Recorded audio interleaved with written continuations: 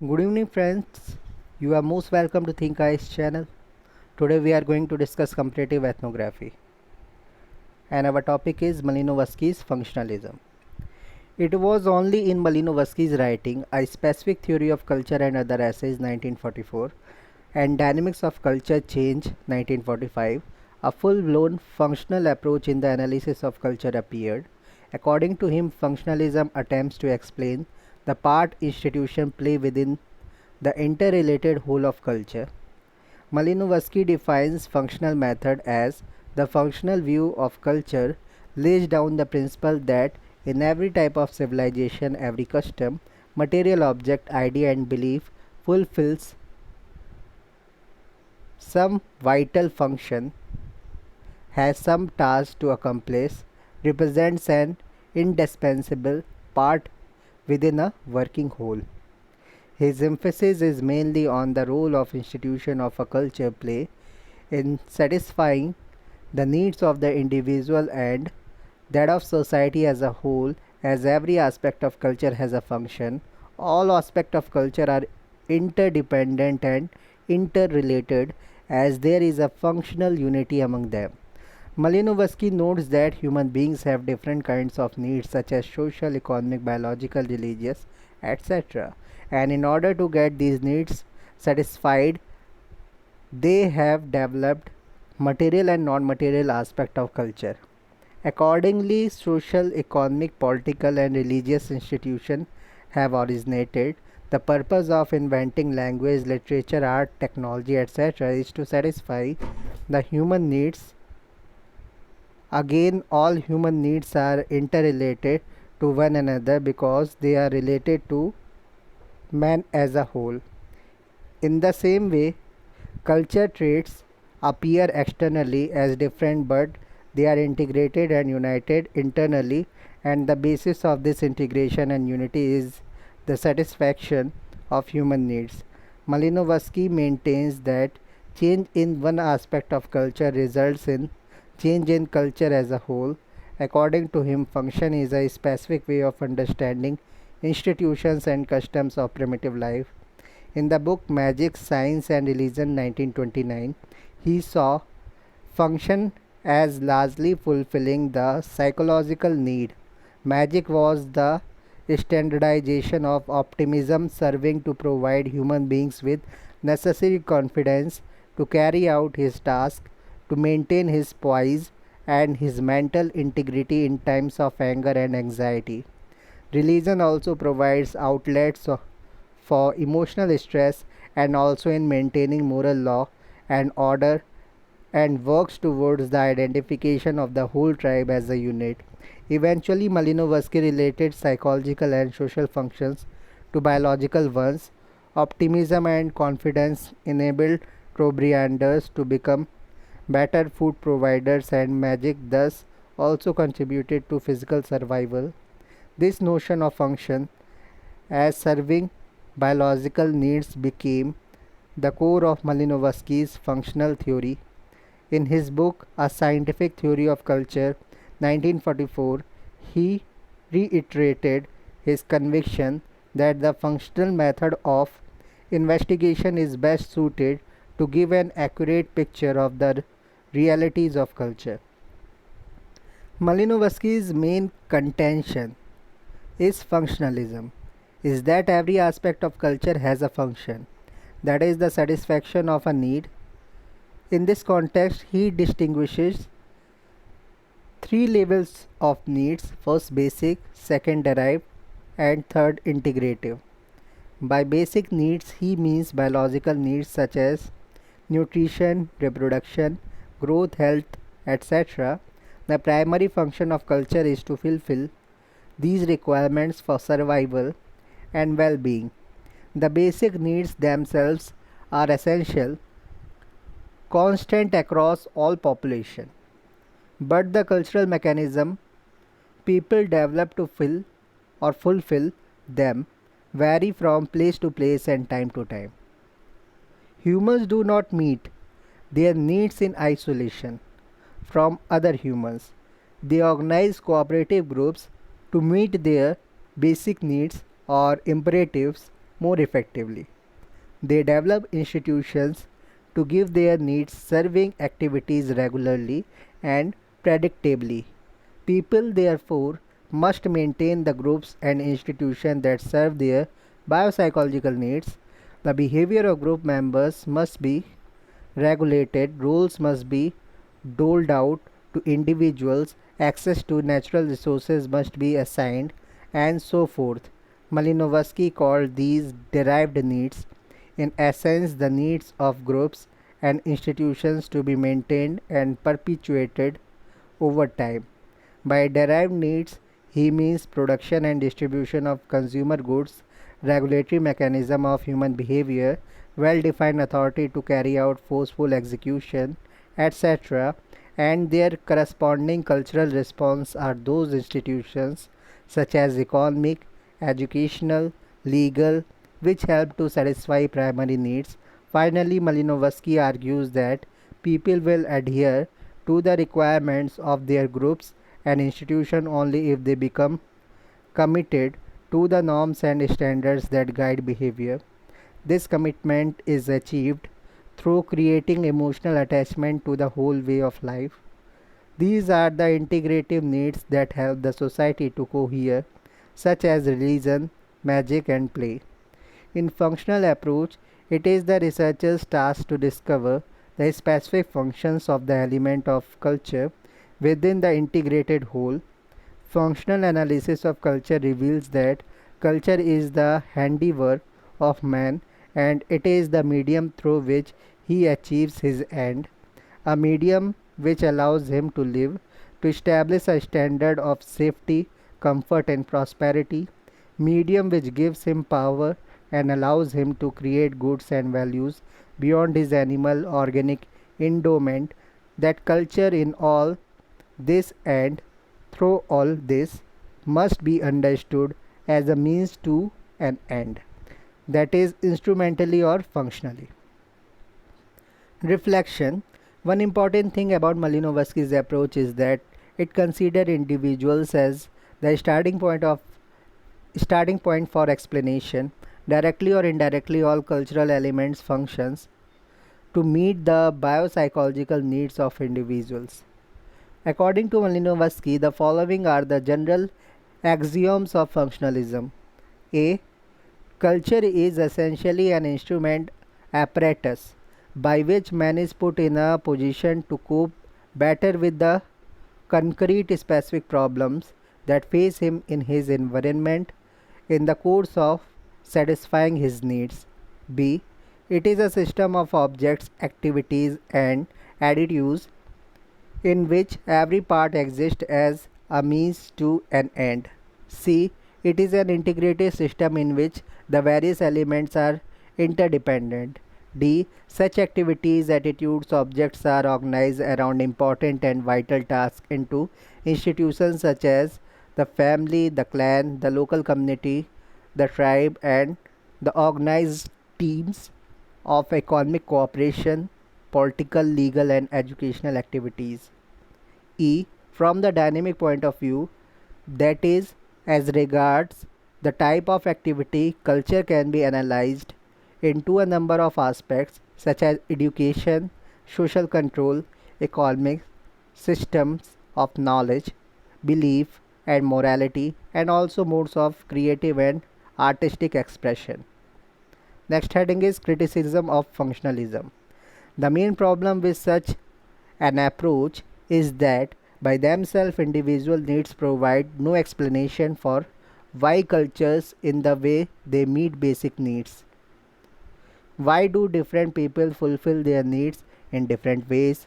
For example, unless we know why some people satisfy their nutritional needs by eating beef, whereas others refuse to consume cattle flesh even though they are hungry, we have not explained a population's food getting behavior. It may be noted here that human biological and psychological needs are relatively constant across societies and therefore cannot by themselves explain cultural variation. Next heading is structural functional approach. The second variety of functionalism that arose in Great Britain takes the needs of society and not the needs of the individual as its starting point.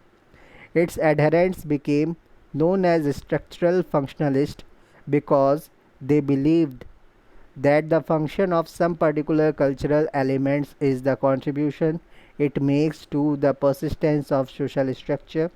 Social structure refers to the enduring pattern of relationships between individuals and groups. The leading proponent of this approach was A.R. Radcliffe Brown, who imagined that human societies are in some ways like living organisms. Radcliffe Brown's brief life history. Alfred Reginald Radcliffe Brown was born in 1881. He started his career as a student of W. H. R. Rivers, a British diffusionist who was strongly interested in history. Rivers sent Radcliffe Brown to Andaman Islands of India in 1906 with the task of reconstructing the cultural history of these non-literate Andaman Islanders. Efforts to make conjectural and hypothetical reconstructions, he dutifully recorded Andamanese myth, ceremonies and customs. Much delayed, his books on the Andaman Islanders appeared in 1922. In the meantime, he got acquainted with the writing of Emile Durkheim and Marcel Mauss and realized that it was much more important to study meanings and functions. Second heading, Radcliffe Brown Theory of Social Structure. Although Radcliffe Brown used the concept of social structure while delivering a lecture in Birmingham as early as 1914, he described it in detail only in 1940 while delivering his presidential address at the Royal Anthropological Institute of Great Britain. On that occasion, he divided anthropologists into students of society and culture. He was the opinion that social anthropologists' main concern was with the study of society and its structural features. In his books Structure and Function in Primitive Society 1952, he has elaborately dealt with his concept of social structure and the feature of function. He has defined social structure as the complex network of actually existing relations. He maintained that the components of social structure are human beings, the structure itself being an arrangement of persons in a relationship institutionally defined and regulated. 1950. Function is defined by him as the contribution a partial activity makes to the total activity of which it is a part. Function is defined by him as the contribution a partial activity makes to the total activity of which it is a part. The function of a particular social uses is the contribution it makes to the total social life as the functioning of the total social system. Such a view implies that a social system has certain kinds of functional unity. He defines it as a condition in which all parts of social system works together with a sufficient degree of harmony or internal consistency. Types of social structure. Radcliffe Brown distinguished social structure, the actual social structure, from structural type, general social structure. According to him, in actual structure, the relations of persons and groups of persons change from time to time. New members come in by birth and immigrations, while others go out by death and migration. Beside this, there are marriages and divorces, whereby members change several times. Thus, while the actual social structure changes many times, the general social structure may remain relatively constant for a long time. He held the view that the structural form changes gradually, but abrupt changes could be witnessed during the times of revolution or military conquest. But even in sudden changes, the continuity of structure is maintained to a considerable extent. Radcliffe Brown's structural functional approach. To illustrate the relationship between structure and function, Radcliffe Brown turned to biology. The structure of an organism consists of an ordered arrangement of parts. The function of the parts is to interrelate in the structure of an organism. Similarly, social structure is an ordered arrangement of persons and groups whose function is interrelate the structure of society. Social function is the interconnection between social structure and social life. Like an organism, the social life of a community may be defined as the functioning of its social structure. The function of any recurrent activity, such as punishment of a crime or a funeral ceremony, is the part it plays in social life as a whole, and therefore the contribution it makes to the maintenance of the structural continuity. The importance of the differentiation the importance of the differentiation between structure and function is that it can be applied to study of both continuity in the forms of social life and the processes of change. An institution is an established norms of conduct recognized as such by a distinguishable social group.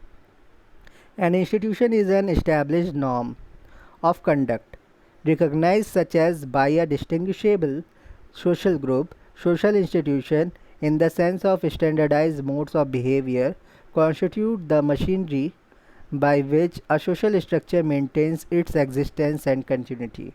Radcliffe Brown defines the social function of a socially standardized mode of activity or mode of thought as its relation to the social structure, to the existence and continuity of which it makes some contribution. Thus, the social structure consists of the ordered arrangement of parts, and the function of the parts is to interrelate the components of the structure and to maintain its integrity. Social function is the interconnection between social structure and social life. He applied his structural functional principles mainly to the analysis of kinship systems in his works Structure and Function in Primitive Societies. His discussion of the role of mother's brother in the kinship system of the South African tribes such as Bathonga, Nama, Hottentots, and Tongas. Tongans. Tribes are Bathonga, Nama, Hottentots, and Tongans is very distinctive. Evanculate refers to the privileged relationship that exists between mother's brother and sister's son. He explains his relationship from the structural functional point of view by focusing on the relatives in the kinship structure and their roles or functions performed by them. In order to explain evanculate, Radcliffe Brown considers the relationship on the father's side and then sees how these are balanced by the relationships on the mother's side.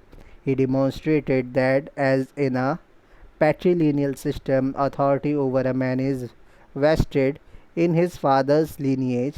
He seeks indulgence from his mother's lineage and by extension from the men of his mother's lineage. Thus, while difference characteristics the relationship on father's side, it is structurally balanced by the indulgence in relationship with mother's side. The reverse occurs in matrilineal system. To explain evanculate, he made use of functional extension of sentiments and the structural equivalence of siblings. Structural functionalism emphasizes that various customs and beliefs of a people from an integrated system, parts cannot be understood in isolation from each other or from the whole system because each has definite relation to the others and each has its function to perform on behalf of the social body. Incidentally, structural functionalists disliked the diffusionist term trait because it implies the cultural elements are sufficiently independent from one another and can be transmitted freely from people to people. By emphasizing the integration of culture, structural functionalism strengthened the holistic perspective of anthropological thought. Criticism of structural functional approach. Despite the above cited contribution, the structural functionalists failed to answer many questions adequately.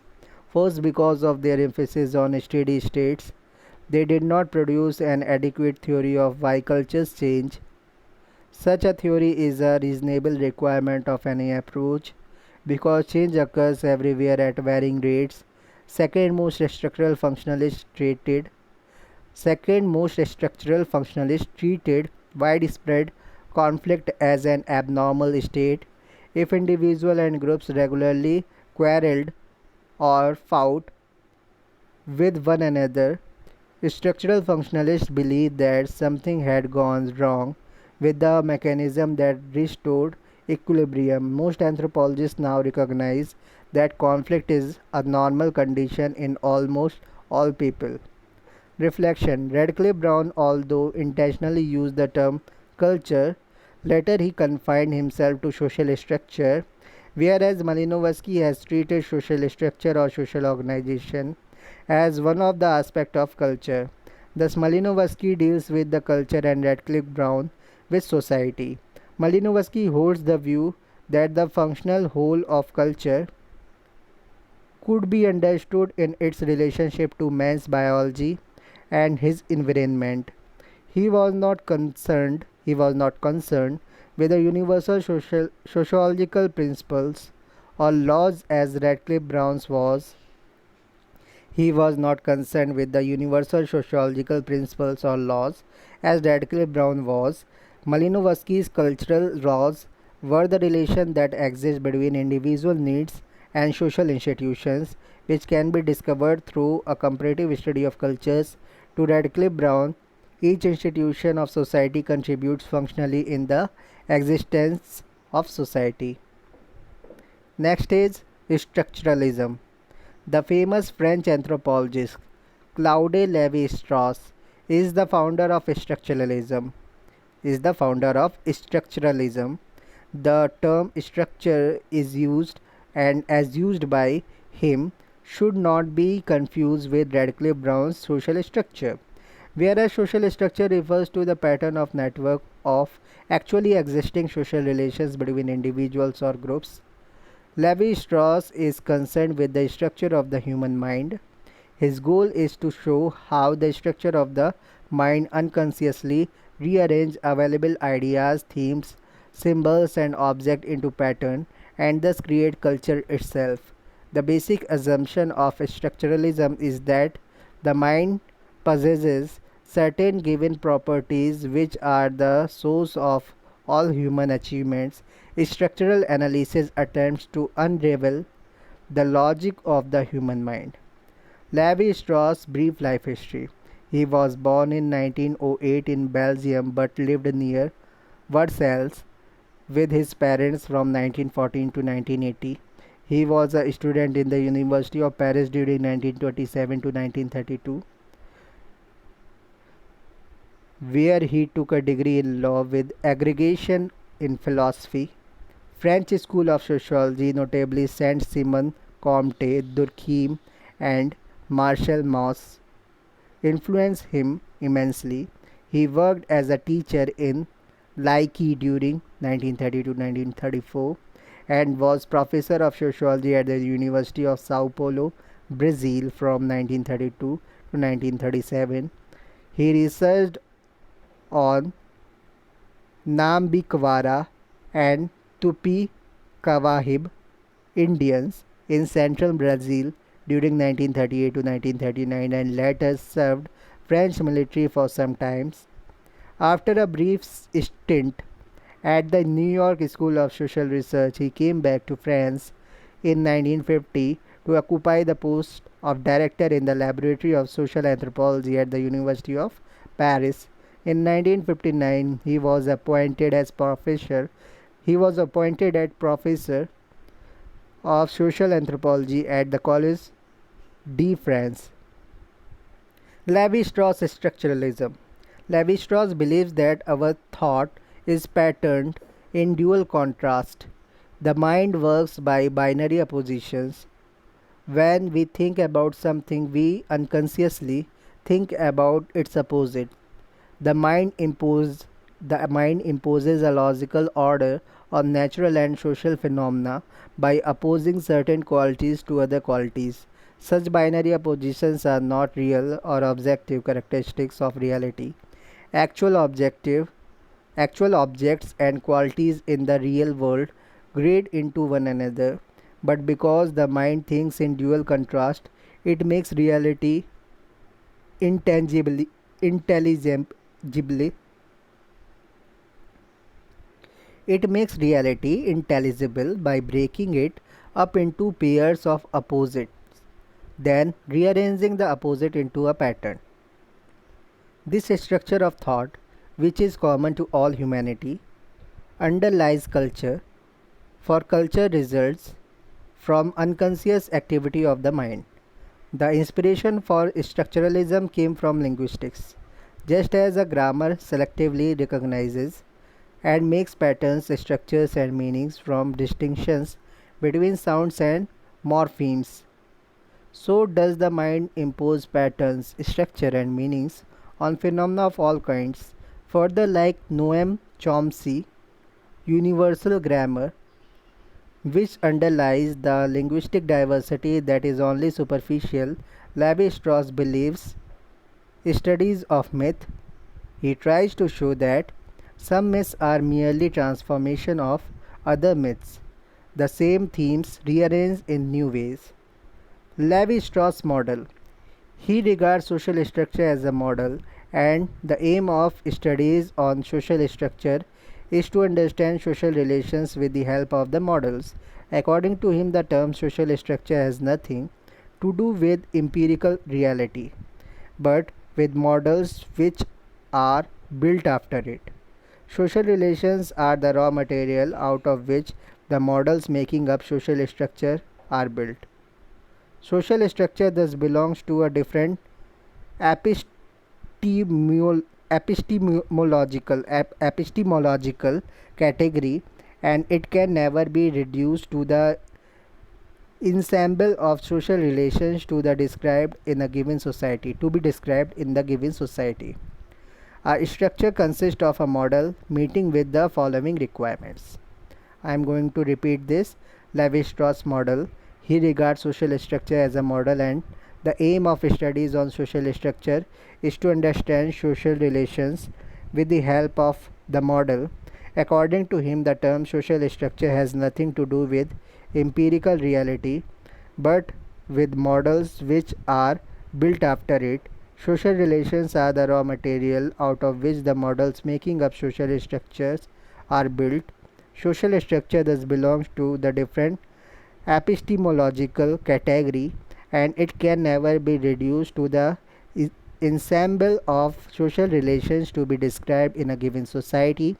A structure consists of a model meeting with the following requirements. First, the structure exhibits the characteristics of a system. It is made up of several elements, none of which can undergo a change without effecting changes in all other elements. Second, for any given model, there should be a ordering possibility of ordering a series of transformation resulting in a group of models of the same time. Third, the properties make it possible to predict how the model will react if one or more of its items and elements are subjected to certain modification.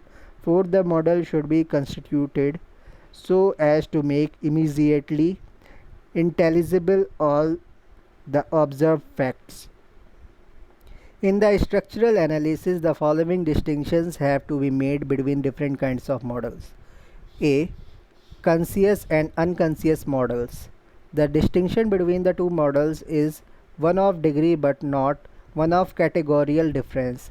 Conscious models are homemade models or norms that stand in the collective cons- consciousness, hiding deeper and untranscendental according to which the society views itself. It is generally more profitable for anthropologists to work with unconscious models that they constructed out of the deeper lying phenomena than with the conscious models. But conscious models are more accurate and they are not intended to explain phenomena but to perpetuate them. For these reasons, anthropologists cannot dismiss conscious models when when analyzing the structure of society. B. Mechanical models and statistical models. A model, the element of which are on the same scale as phenomena, is called a mechanical model. When the element of the model are on the different scale, it is called a statistical model. The laws of marriage provide the best example to illustrate this difference. In primitive society, these laws can be expressed in models calling for actual grouping of the individuals according to kin or clan. These are mechanical models. On the other hand, kinship in our own society would have to be interpreted according to a statistical model because permitted and prescribed marriages are not governed by a set of generative rules but by factors as diverse as chance, social mobility, social class, and even the pure emotional desires of those involved. A satisfactory attempt to formulate the invariant of the variants of our marriage systems would therefore have to determine average values, thresholds. It would be a statistical model. He thus makes a distinction between jural rules, mechanical model, and statistical norms, statistical model.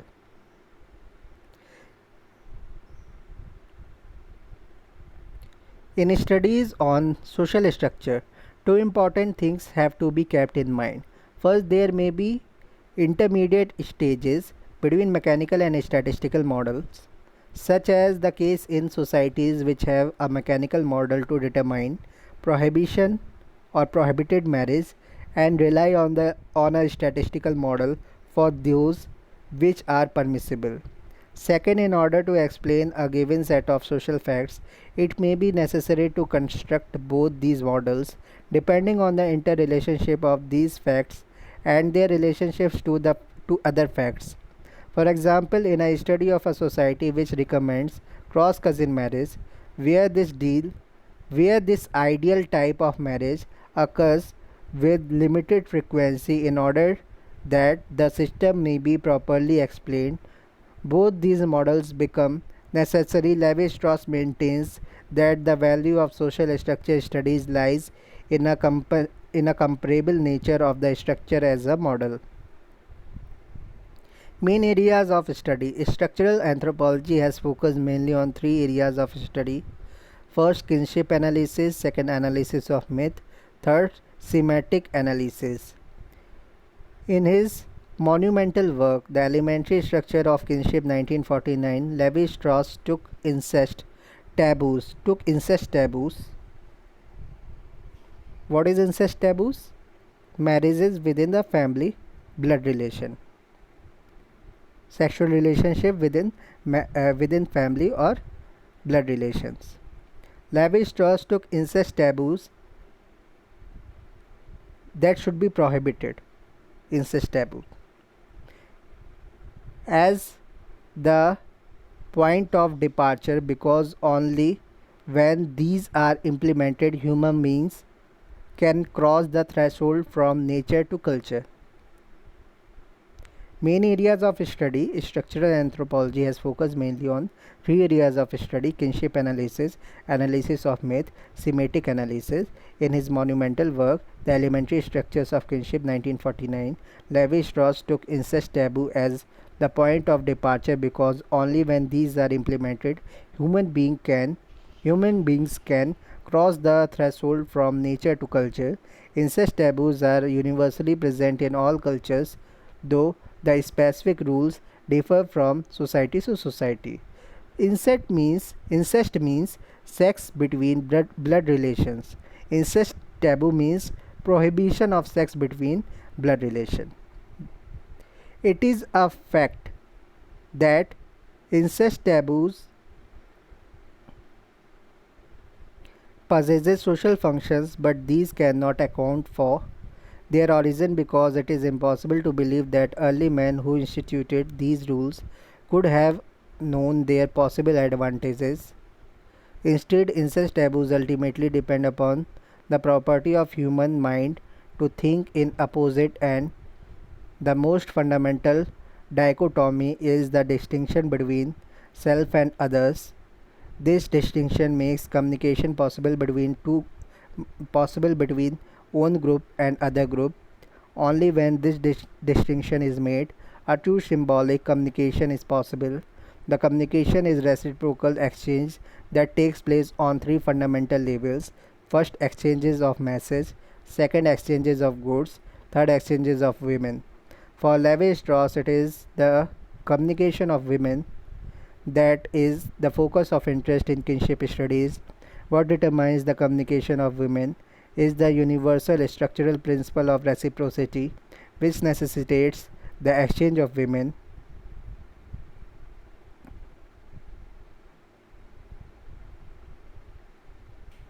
Generally, marital exchange may be accomplished through either of these two ways.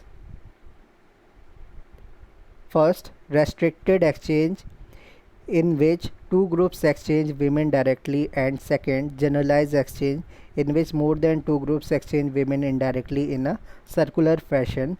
Levi Strauss has discussed elaborately on the structural implications of the several forms of exchange in his book.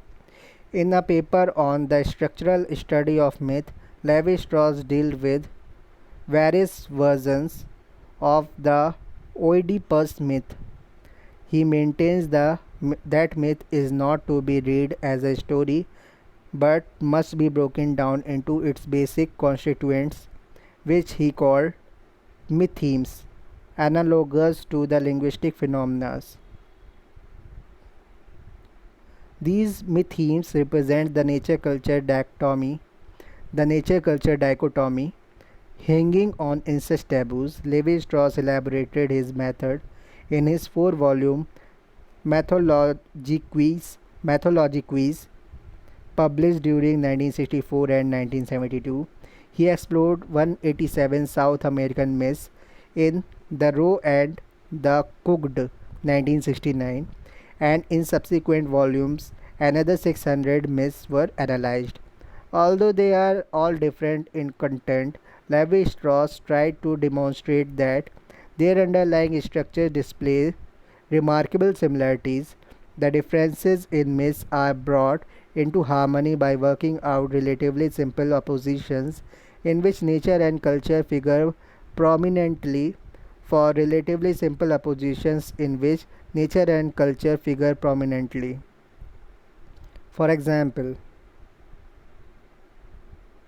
the difference in the myths are brought into harmony by working out relatively simple opposition in which nature and culture figure prominently. For example, honey is always consumed raw and it represents nature, but honey is also enticing and seductive. Enticing and seductive. Hence, all myths dealing with seduction stand in the same structural position as honey. Levi Strauss could thus demonstrate the myth, like the rest of language, is made up of constituent units. These constituent units presuppose the constituent units of language when analyzed on other levels, namely phonemes, morphemes, but they nevertheless differ from the latter in the same way as the latter differ among themselves. They belong to a higher and more complex order. Levi Strauss explained the Oedipus myth and a series of North American myths by employing the structural method of analysis. He contends that the structural method has the advantage of bringing some order into what was previously chaos. It also enables to perceive some basic logical processes which are at the root of mythical thoughts. In his The Savage Mind, he elaborately showed that the intellectual process involved in mythical thought is as rigorous as that of scientific thinking.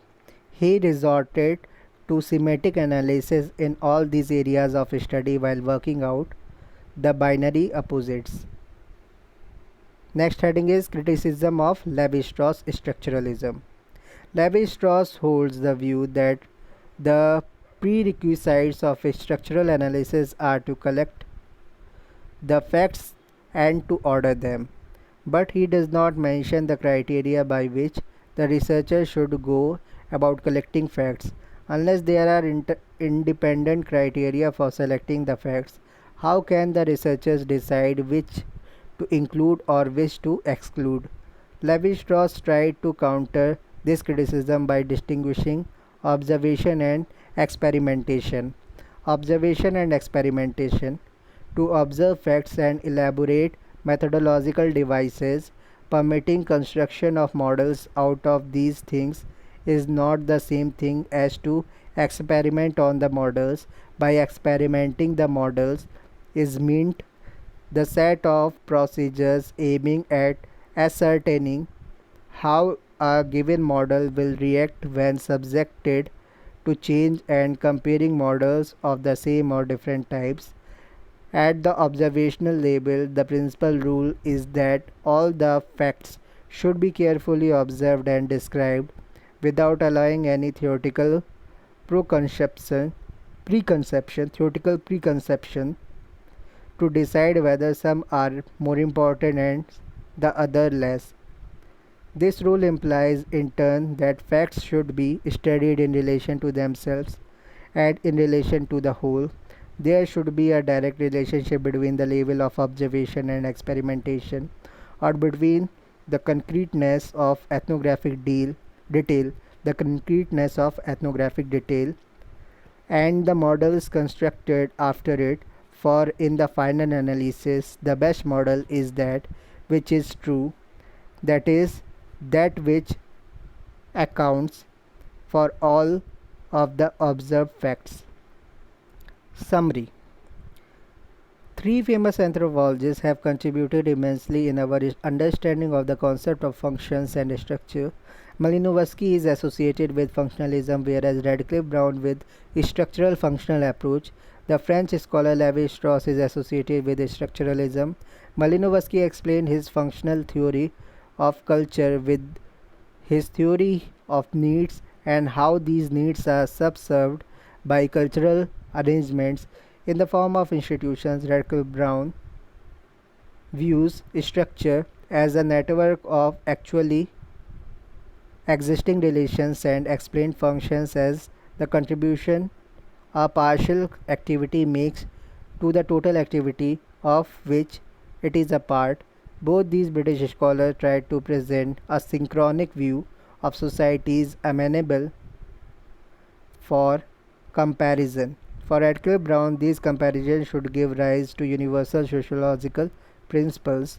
Levi-Strauss agrees with Radcliffe Brown that a structure is an ordered arrangement of parts or components, but Radcliffe Brown examines social structure to discover social functions, taking interpersonal relationships as his starting point. Levi-Strauss is not concerned with social functions and considers themselves understood.